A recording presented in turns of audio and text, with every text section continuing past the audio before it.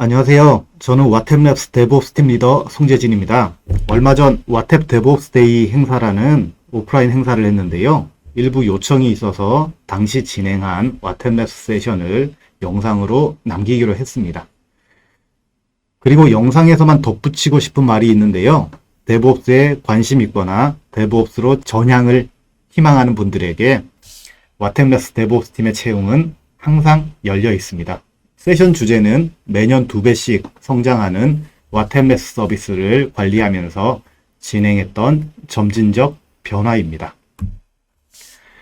와템랩스는 소프트웨어를 서비스로 제공하는 회사, 그 중에서 모니터링과 옵저버빌리티 서비스를 제공하는 회사입니다.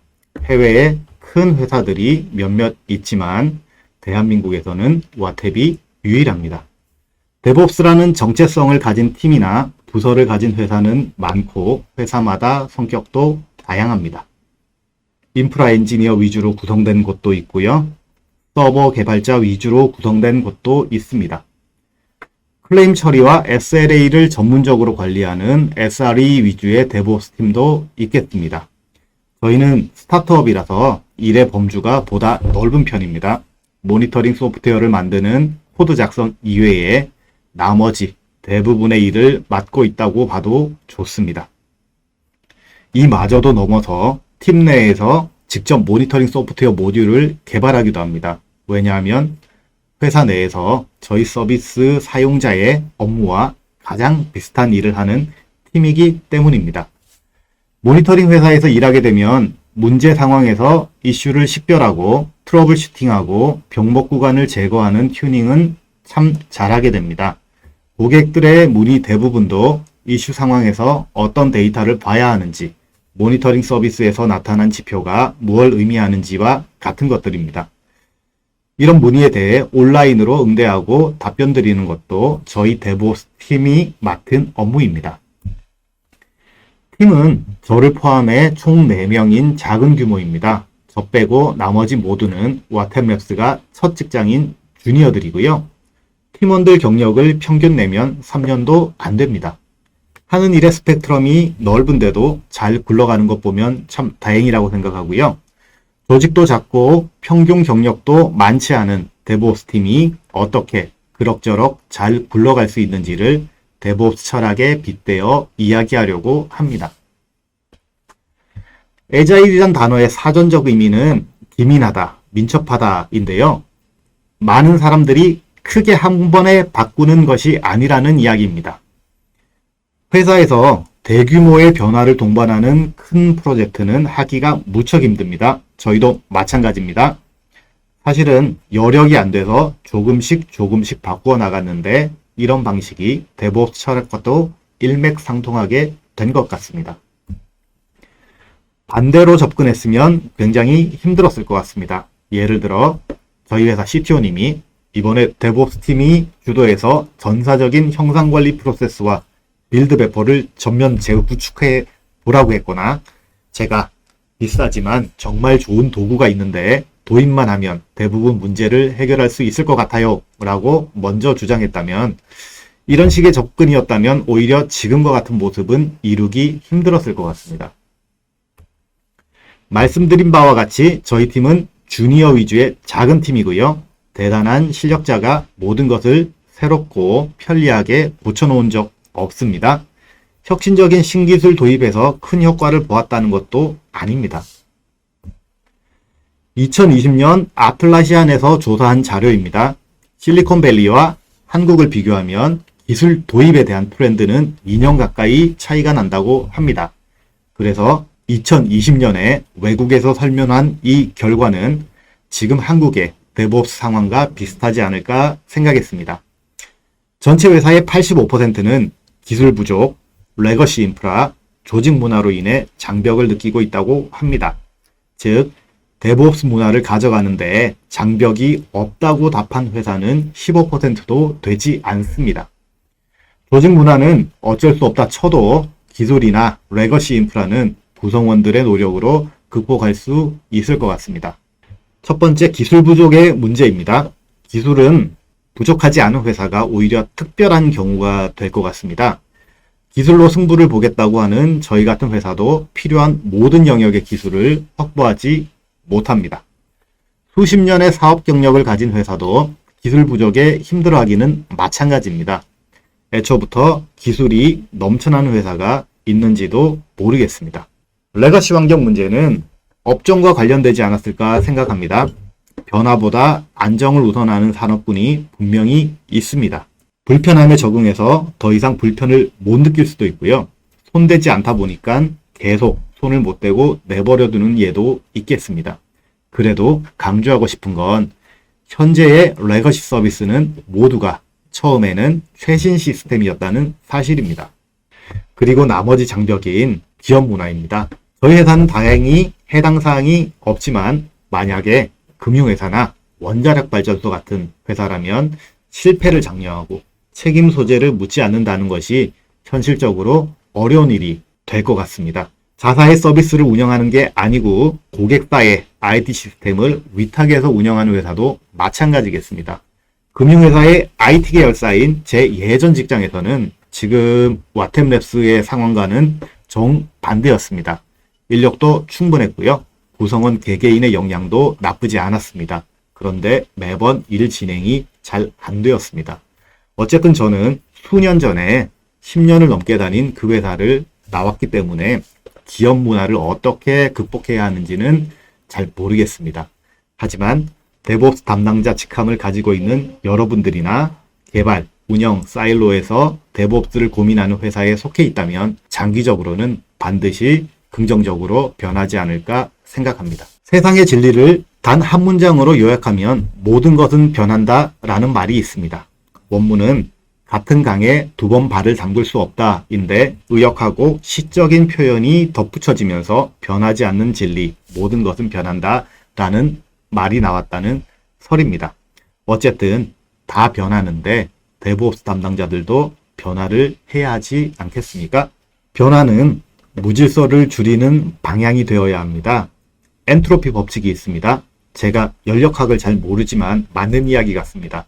세상이 생겨날 때부터 엔트로피는 계속 증가하고 엔트로피의 증가는 무질서의 증가를 의미한다는 법칙입니다. 약간 비약이 있지만 IT 시스템 역시 계속 무질서한 방향으로 증가한다고 보고 있습니다. 즉, 가만 내버려두면 점점 무질서해지므로 올바른 방향으로 계속 변화를 가져가야 한다고 봅니다. 대부분의 IT 시스템이 처한 현실입니다. 첫 번째, 코드를 작성하고 인프라를 구성한 사람이 서비스 종료까지 책임지지 않습니다. 서비스는 사용자는 급증할 수도, 급감할 수도 있습니다. 저희 서비스든 여러분의 서비스든 시간이 지날수록 복잡도는 증가하게 되어 있습니다. 상황이 이러한데 무질서를 줄이는 변화 없이 운영해도 잘 동작하는 시스템이 과연 있을까요? 그래서 저희 와템랩스에서는 내버려 두지 않고 점진적인 변화를 계속 가져가고 있습니다. 점진적 변화 첫 번째는 구성 요소의 상시 업데이트인데 가장 효용이 큰 방안이라고 생각합니다. 업데이트 대상에는 프레임워크, 배포판, 커널, 컴파일러, 인스턴스 등 가리지 않고 모두 포함됩니다. 업데이트에는 정기적인 주기가 있는 것도 아닙니다. 라이브러리는 코드를 커밋하면서 수시로 업데이트합니다. 나머지들은 간혹 수작업을 해야 할 때 터미널에서 업데이트 진행해보고 문제가 없으면 앤서블 같은 툴을 사용해서 전체로 수행을 하고 있습니다. 아주 짧은 주기로 상시로 업데이트 하는데요. 이유는 이 방법이 훨씬 안전하기 때문입니다. 스프링 부트 프레임워크 버전을 1.4에서 최근 버전인 2.7로 올린다고 가정을 해봅시다. 6년치의 갭이 있습니다. 한 번에 업데이트할 엄두가 나지 않습니다. 회사 차원에서 사활이 걸린 문제가 아니라면 사실상 진행할 수 없는 일이라고 봐야겠죠. 어쩔 수 없이 업데이트 해야 한다면 그나마 시도해 볼 수 있는 방안은 아주 작은 단위로 버전을 업데이트 해가는 방법이겠습니다. OS도 마찬가지입니다. 저희 고객들 중에서도 지원 종료된 OS로 운영하는 경우가 적지 않은데요. 평소에 업데이트 하지 않았다면 EOS를 앞둔 중요한 상황일수록 더더욱 업데이트 할 수 없기 때문입니다. EOS된 OS나 라이브러리를 사용하기 시작하면 그 시스템은 완전히 레거시가 되어버립니다. 새로운 도구나 기능을 사용하는데 엄청난 제약이 생기게 되죠. 구성 요소가 EOS 될 때마다 레거시 시스템이 계속 늘어나는 것이 힘들다면 평소에 업데이트를 해두는 것이 맞지 않겠습니까? 그런데 현실에서는 정반대로 진행하는 경우가 더 많습니다. 특별한 이슈가 없어 업데이트하지 않고 있고요. 필요를 못 느껴서 업데이트하지 않고 이미 업데이트가 너무 큰일이 되어버려서 업데이트하지 않는 경우도 있습니다. 점진적 업데이트에 관해서는 저희 회사의 사례를 몇 가지 이야기해 보겠습니다. 희미한 세로줄을 사이에 두고 왼쪽과 오른쪽을 비교해 보겠습니다. 왼쪽은 자바 8, 오른쪽은 자바 17입니다. 똑같은 어플리케이션을 구동한 결과이고요. 각 자바 버전은 저희 모니터링, 저장소 어플리케이션의 최저 지원 버전과 최대 지원 버전입니다. 지시 건수, 지시 시간, 프로세스 CPU 사용량 모두 유의미한 차이가 있습니다. 왼쪽에 자바 8만 사용했다면 이 시스템의 자원 사용량은 원래 이 정도야 라고 인지했겠죠. 지속적으로 업데이트 해가는 환경이면은 좌측과 우측의 성능 차이만큼은 덤으로 얻을 수 있을 겁니다. Observability라는 주제에서 꼭 나오는 unknowns에 대한 이야기인데요. 아예 인지조차 못하고 이상한지조차 모르는 상황을 저희는 unknowns라고 합니다. known unknowns는 이상한 점을 인지하는데 무엇 때문인지는 모르는 상황이 되겠습니다.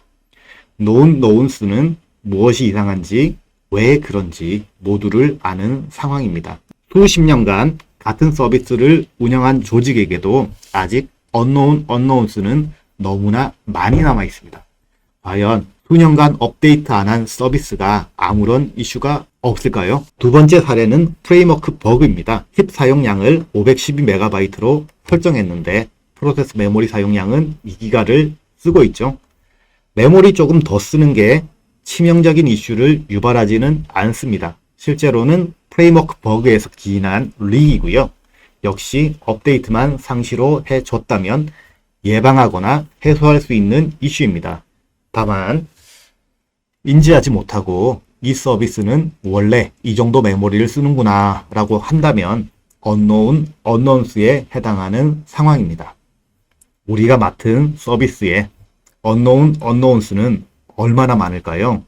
그렇다고 모든 사안을 하나하나 되짚어가면서 들여다보는 것도 바람직한 접근은 아닐 것 같습니다. 두 번째로 점진적 변화는 기술 이해도를 높여줍니다. 저희 메인 서비스 아키텍처는 2017년 초반에 작성된 자바 어플리케이션이고 지속적인 업데이트를 해가면서 진화하고 있습니다. 아쉽게도 2017년도는 쿠버네티스를 검토하기에는 이른 시기였고요. 쿠버네티스 전환은 3년 전인 2019년부터 시작해서 최근에 완료했습니다. 3년이나 걸렸죠. 당시 우리 회사에서 쿠버네티스 모니터링 서비스가 갓 출시됐는데요. 정작 저희 서비스는 쿠버네티스에서 동작하지 못했고 저희 팀도 쿠버네티스를 잘 아는 사람이 없었습니다. 심지어 당시 저희 팀 멤버들은 지금보다 인원도 경험도 더 적었습니다. 출발은 회사가 쿠버네티스 모니터링을 출시했는데 데브옵스 팀이 쿠버네티스를 모르면 되겠냐라고 해서 출발했고요. 한 땀 한 땀 배워가면서 조금씩 고쳐나가기 시작했습니다. 처음에는 데브옵스 팀에서 구현한 간단한 운영 모듈을 쿠버네티스 환경에 디플로이 해보는 걸로 시작했고요. 최종적으로 저희의 메인 서비스까지 전환하게 되었습니다. 이 일은 당시 신입으로 입사한 팀원이 3년에 걸쳐서 이루었습니다. 물론 이게 메인 업무도 아닙니다. 원래 해야 하는 업무들은 당연히 있었고요. 반대로 생각해보면은 회사에서 쿠버네티스를 가장 잘하는 개발자를 이 일에 투입했다고 하면 원래 해야 하는 업무인 쿠버네티스 모니터링 서비스 개발에는 차질이 생겼겠죠? 지금 와서 보면은 쿠버네티스로 마이그레이션 한 것은 굉장히 잘된 일인데요. 당시에는 그렇게까지 해서 우리 서비스를 마이그레이션 해야 하냐라는 중요한 것은 그 과정과 그 다음 스텝입니다. 쿠버네티스로 이동하고 나니까 컨테이너와 자바는 너무 궁합이 맞지 않는 겁니다. 고랭, 파이썬 같은 컨테이너와 궁합이 좀 잘 맞는 언어에 집중하자라는 의견도 있었고, GraalVM 같은 네이티브 자바 기술을 쓰자. 여러 가지 시도를 해봤죠. 그 이후로는 하나하나 찾아가면서 또 배워가면서 시도를 했습니다. 그리고 찾은 대안 중 하나는 서버리스 서비스죠. AWS 람다 같은 이 과정에서 노하우가 굉장히 많이 축적이 됐습니다. 그리고 최근에는 개발팀하고 데브옵스팀하고 순서가 살짝 바뀌었습니다. 서버리스만큼은 데브옵스팀이 개발 부서보다 더 미리 준비했고 더 많은 시간을 들여서 학습을 해 두었으니까 저희 서비스에 서버리스 모니터링을 추가하는 일은 데브옵스가 먼저 틀을 닦게 되었습니다.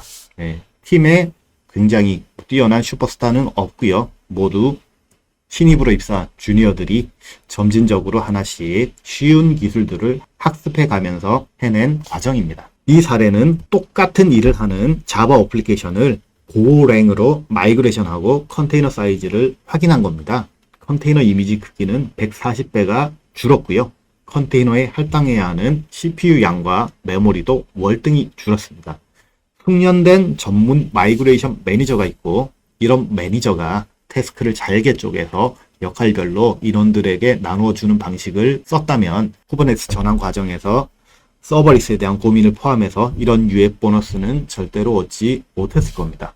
세 번째는 복잡도를 줄여나가기입니다. 오컴의 면도날 법칙이 있습니다. 무엇을 설명하고자 할 때 가장 단순한 것이 최선이다 라는 법칙입니다. 저는 데브옵스 일에 있어서도 복잡도를 줄이는 것을 가장 중요하게 생각합니다. 이슈를 분석한 결과도 마찬가지고요. 아무리 좋은 새로운 기능이라도 복잡도가 지나치게 증가한다면 안 하느니 못하다고 생각합니다. 그리고 복잡도를 줄이는 일은 시스템에 대한 이해가 없으면 해낼 수 없는 일이라고도 생각합니다. 리소스는 자산일까요? 부채일까요? 저는 부채에 가깝다고 생각합니다. 그래서 계속 갚아 나가려고 노력합니다. 가장 쉬운 방법은 사용하지 않는 리소스를 삭제하는 것이 되겠습니다. 문제는 사용하지 않는다를 어디까지 볼 것이냐인데요. 저희는 현재 사용하지 않으면 사용하지 않는 것으로 판단합니다. 어차피 클라우드 위의 자원이라서 필요할 때 언제든 다시 만들 수 있는데 혹시 쓸지 몰라 유지해 둘 필요가 있겠습니까? 그래서 저희는 그냥 삭제합니다. 소유권이 없는 리소스도 마찬가지입니다. 태그에 아무런 정보가 없고 용도도 불분명하다면 삭제합니다. 실제 자원 폐기 절차는 전통적인 회사에서는 수년에 한 번 대대적으로 하거나 정기적으로 진행을 합니다. 다만 이제 이 과정에서 정작 정리되는 리소스는 정말 소수에 불과합니다. 사유는 그렇죠. 지금은 아니지만 나중에 쓸 수도 있어서 안 쓰는 것 같은데 누구도 안 쓴다고 장담할 수 없어서 이런 이유들이 있죠. 저희는 상시로 폐기를 진행하고 다만 조금 더 과감하게 폐기를 진행하고 있습니다. 저희 사례에서 미사용 EC2 인스턴스의 상당수는 삭제 과정 누락에서 발생했습니다. 삭제가 이제 삭제할 때 관련 리소스까지 잘 삭제를 해줘야 하는데 오토 스케일링 그룹을 설정해 놓고 인스턴스만 종료했다거나 지속적 요청으로 스팟 플릿을 생성해 놓고 인스턴스만 종료했다거나 이런 식이죠. 사용되지 않는 리소스가 이런 식으로 곳곳에 떠 있다면은 굉장히 혼란스러운 상황이 될 겁니다. 네 번째는 대체제 찾기입니다. 구식 모델을 새로운 대체제로 전환하는 것은 여러 가지 장점이 있는데요. 단순성을 유지하기 위해서는 퇴행 방지가 매우 중요합니다. 예를 들어 구 모듈 배포용 젠킨스가 있고 컨테이너 모듈 배포용 CI/CD 도구가 같이 있다면 하나만 사용할 때보다는 복잡하겠죠. 그렇다고 젠킨스로 구 모듈부터 쿠버네티스 환경까지 모두 커버하는 것도 좋은 선택은 아닐 겁니다. 기존 툴을 대체할 적합한 다른 툴을 찾았고 사용하기로 했다면 그 순간부터는 기존 툴을 사용하지 않도록 적극적으로 제한해야 합니다. 만약 젠킨스의 한계를 느끼고 새로운 CI/CD 도구를 사용하기로 했다면 익숙하고 구성이 빠르다는 이유로 젠킨스의 신규 잡을 생성하지 않아야 합니다. 극단적으로는 젠킨스의 모든 계정에 크리에이트 잡 권한을 빼버려야 한다는 거죠. 새로운 배포 잡은 반드시 새로운 CI/CD 도구에 새로운 태스크를 만들어야 하는 것입니다. 이것이 저희가 추구하는 퇴행 방지에 해당합니다. 리소스 사용량이 작은 VM의 가장 훌륭한 대체제는 당연히 컨테이너가 될 겁니다. 저희의 경우 새로 개발한 신규 서비스 모듈은 VM에 직접 올리지 않는다. 반드시 컨테이너화하거나 서버리스로 구현한다는 정책을 가지고 있는데요. 매우 중요하게 생각하며 지키고 있는 퇴행 방지 원칙입니다. 압축 도구 중에 Z 스탠다드라는 것이 있습니다. 저희는 1년 반쯤 전에 Z 스탠다드를 알게 됐고 이후부터 가능한 모든 압축은 Z 스탠다드를 사용하고 있습니다. 왜냐하면 5배 빠르기 때문입니다. 5배 빠르다는 것은 CPU 사용량이 5분의 1 이하라는 건데 심지어 압축률도 지집보다 더 높습니다. 안 쓸 이유가 없는 거죠. Z 스탠다드를 지원하는 소프트웨어는 매우 많습니다. 레디스나 포스트그레스 SQL 같은 DBMS부터 ZFS 같은 파일 시스템, rsync, tar 같은 관리 도구 가리지 않습니다.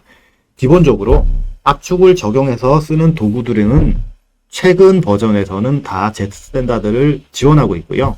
이런 소프트웨어에서 기본값인 gzip 대신 Z 스탠다드를 쓰기 위해서는 단순히 옵션을 추가하거나 변경하면 됩니다. 그런데 현실에서는 동작하지 않는 경우가 꽤 많습니다. 왜일까요? 바로 지금 쓰고 있는 도구들의 버전이 낮다면 Z 스탠다드 지원 옵션이 없을 확률이 높습니다. rsync의 경우 작년 초 버전, tar의 경우에도 2년 전쯤 버전부터 지원하기 때문입니다. 직전에 상시 업데이트를 말씀드렸는데요. 상시 업데이트가 되어 있다면 그냥 사용하면 되는 일인데 Z 스탠다드를 지원하는 소프트웨어는 매우 많습니다. 레디스나 포스트그레스 SQL 같은 DBMS부터 ZFS와 같은 파일 시스템, rsync, tar 등 가리지 않습니다. 기본적으로 압축을 적용해서 쓰는 도구들이고요. 이런 소프트웨어에서 기본값인 gzip 대신 Z 스탠다드를 쓰기 위해서는 단순히 옵션을 추가하거나 다르게 주면 됩니다. 그런데 현실에서는 동작하지 않는 경우가 더 많습니다. 왜일까요? 바로 이 도구들의 버전이 낮다면 Z 스탠다드 지원 옵션이 없겠죠. rsync의 경우 작년 초 버전, tar의 경우에도 2년 전쯤 버전부터 지원하기 때문입니다. 직전에 상시 업데이트를 말씀드렸는데요. 상시 업데이트가 되어 있다면 그냥 사용하면 되는 일인데 아니라면 사용하기 위해 업데이트를 해야 하겠죠. 그런데 이미 업데이트를 할 수 없는 레가시 환경이 되었다면 대체제조차 사용할 수 없는 악순환에 빠지게 됩니다. 기술 부채를 빗대는 이미지입니다. 점점 레가시 서비스가 늘어나고 업데이트가 힘들어지고 알 수 없는 이슈들이 늘어나는 것은 기술 부채가 쌓이고 있다는 강력한 증거입니다. 기술 부채에 관한 정의는 모두 다 알 것이라고 생각합니다. 기술 부채를 갚는 방법도 여러분의 업무에서 무엇을 해야 하는지 어느 정도 생각하고 있으리라 판단합니다. 실제로 기술 부채를 갚는 방법은 어렵지 않습니다. 대부분 어려워서 못하는 게 아니라 우선순위를 낮게 보기 때문에 진행을 하지 않고 있는 거죠. 기술 부채 상환에 가장 높은 우선순위를 두셔야 합니다. 부채 상환 계획 첫 번째는 상시 업데이트입니다. 구성 요소들을 업데이트해서 unknowns만 줄여나가도 이자 정도는 갚은 거라고 봅니다. 두 번째, 새로운 대체제가 있으면 바꿔야 합니다. 내 PC에 터미널 클라이언트 프로그램을 바꾸는 것부터 VM을 컨테이너로 전환하거나 서버리스를 도입하는 것까지 모두 다 해당합니다. 새로운 것으로 대체할 수 있는 도구를 찾아서 사용해야 합니다. 찾으셔야 하고 바꿔 나가셔야 합니다. 그리고 퇴행 방지를 위해서 노력해야 합니다. 세 번째는 사용하지 않는 리소스를 제거해서 복잡도를 줄여나가는 겁니다. 리소스들 사이에는 다대다의 관계라서 하나가 늘어나면 복잡도가 하나보다 훨씬 더 크게 증가합니다. 정말 필요할 때 리소스를 추가해야 하는 상황에 대비해서 사용하지 않는 리소스는 볼 때마다 제거해 줘야 합니다. 기술 부채는 상환할 수 있습니다. 어떻게요? 점진적으로 조금씩 바꾸면 됩니다. 매일 커밋, 터미널 작업에 사소한 도구 하나를 업데이트 해보는 것 어떻겠습니까? 감사합니다.